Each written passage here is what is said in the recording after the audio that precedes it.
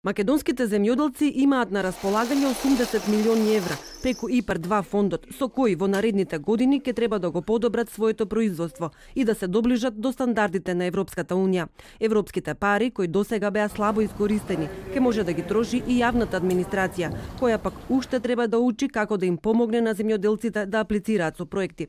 Земјоделството е важен сектор за Унијата, затоа што пресметките покажуваат дека светското производство на храна треба да се удвои до 2050 година, за да може да се прехранат сите 9 милиарди луѓе, колку што ќе не има дотогаш. Во однос на искористените средства кои што ни беа на располагање во овај период, не можеме да бидеме задоволни.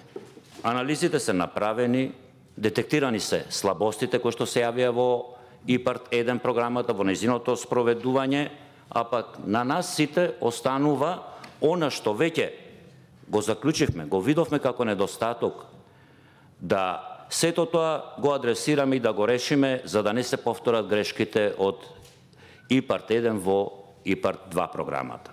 Земјоделците во изминатите години многу малку ги искористиле европските фондови, затоа што треба да собираат обемна техничка документација, немаат имотни листови или пак општините немаат донесено детални урбанистички планови. Да се забрза процесот на донесување на ДУП-ови, тоа се детални урбанистички планови во општините со конкретни рокови ориентационо до крајот на 2018 година.